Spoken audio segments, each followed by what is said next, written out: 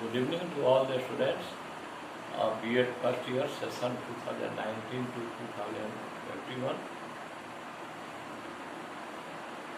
This class is for those who have selected English as method subject C7A PSS01 Method of Teaching English Unit 3 Lecture number 44. Yeah. Now the question is, write a note on a structural approach. Answer: in India, Madras was the first state to have this approach in vogue. Madras India में उस समय का तत्कालीन प्रथम प्रांत था जहाँ पर यह अप्रोच इस अप्रोच की शुरुआत हुई, इस अप्रोच का प्रचलन हुआ। लेटर ड्यूरिंग द 60s, बाद में 60 के दशक में this approach was popularised by the central institute of English Hyderabad. इस अप्रोच को लोकप्रिय बनाया गया हैदराबाद में सेंट्रल इंस्टीट्यूट ऑफ इंग्लिश के द्वारा, और जहाँ से देश के अन्य भागों में पहुंचा, the rest of the country. This approach has been introduced in a number of schools in UP under the guidance of English Language Teaching Institute, Allahabad. Teaching Institute, Language Teaching Institute, Allahabad के संरक्षण में उत्तर प्रदेश के बहुत सारे स्कूलों में इसे introduce किया गया, लागू किया। This approach emphasizes that language can best be learned through a scientific selection and grading of structures or patterns of sentences and vocabulary. यह अप्रोच इस बात पर जोर देता है कि भाषा एक वैज्ञानिक चयन और स्ट्रक्चर के ग्रेडिंग के द्वारा अच्छी प्रकार से सीखी जा सकती है। इट बिलीव्स, यह विश्वास करता है, दैट वर्ड ऑर्डर और the patterns of thought is of primary importance in learning A second language और फॉरेन वन। यह विश्वास करता है कि शब्द क्रम या रूपों के प्रतिरूप सेकेंड लैंग्वेज सीखने में या फॉरेन लैंग्वेज सीखने में इसका बहुत अधिक महत्वपूर्ण है, प्राथमिक महत्व। It is the order of words, यह शब्दों का ही क्रम है, that makes the meaning clear, जो अर्थ को स्पष्ट करता है।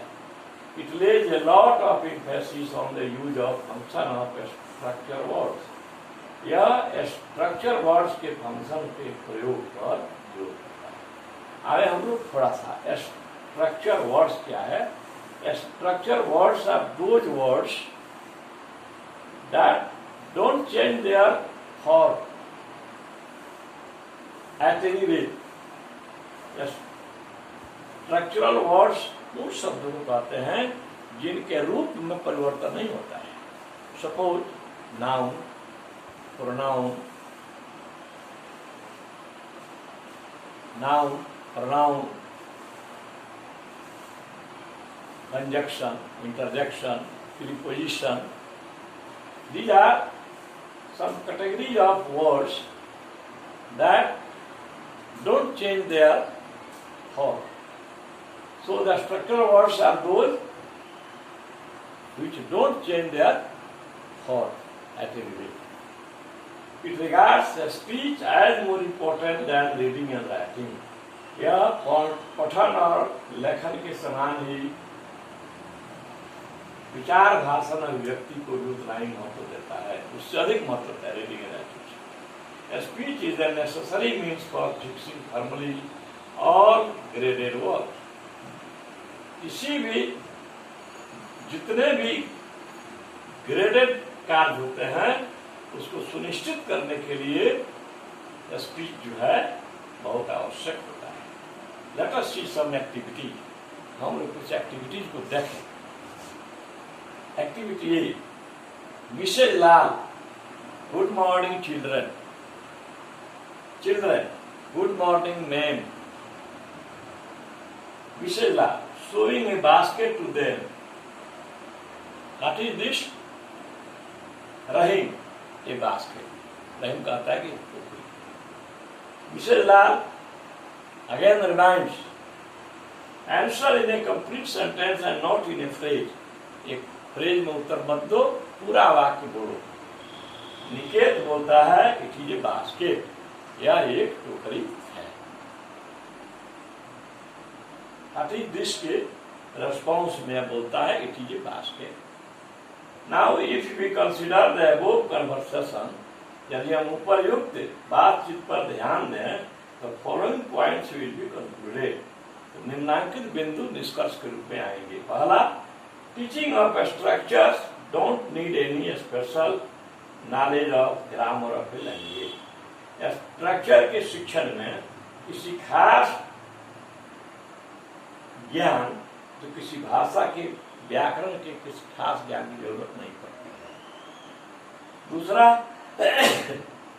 The teacher teaches many types of structure.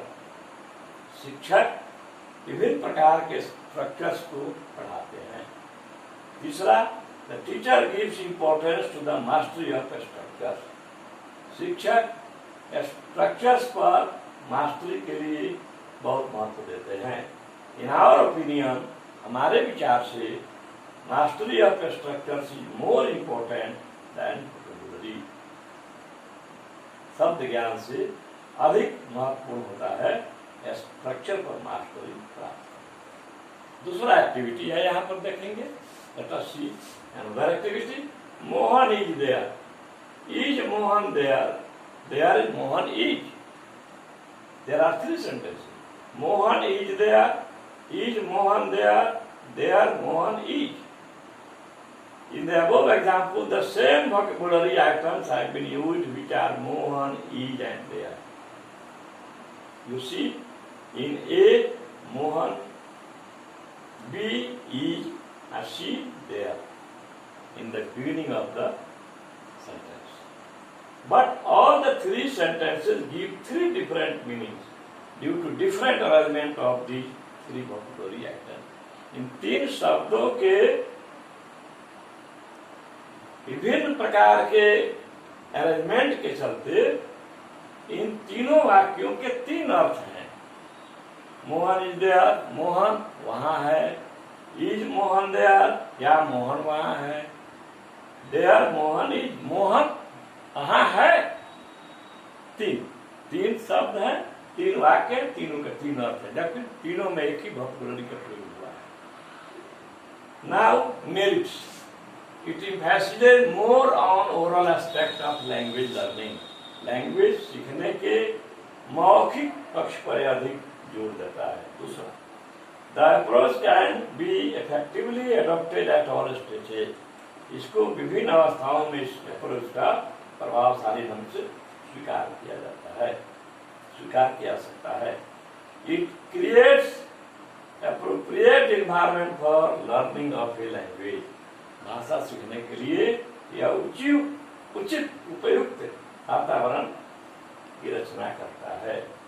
Due too much oral drill, मौखिक अभ्यास अधिक होने के कारण what ever is learn in the classroom, जो कुछ भी सीखा जाता है परिकक्ष में, remains stable in their mind, बच्चों के दिमाग में यह अस्थायी होता है। This approach enhances self-confidence or self-expression of the student. यह अप्रोच छात्रों के अपना अभिव्यक्ति के लिए अधिक विश्वास में वृद्धि करता है। Now demerits. वी एक number, it is the most suitable for lower classes only, या निम्न कक्षाओं के लिए ज्यादा उपयुक्त है। Number 2, it overlooks the linguistic habits already formed while learning mother tongue. मातृभाषा सीखने के क्रम में जो पहले से जो भाषा संबंधी आते हैं उसको यह ओवरलुक करता है, उपेक्षित करता है। तीसरा है besides oral works, it emphasizes on reading and writing. Oral work के अलावा भी इसमें है besides oral works, it emphasizes on reading and writing. Oral work के अलावा यह रीडिंग और राइटिंग पर जोर देता है. After 6 to 7 years of language learning, 7 वर्ष सीख लेने के बाद students have a command over 275 basic structures and 3000 words. ये सब मेरिट में जाएगा.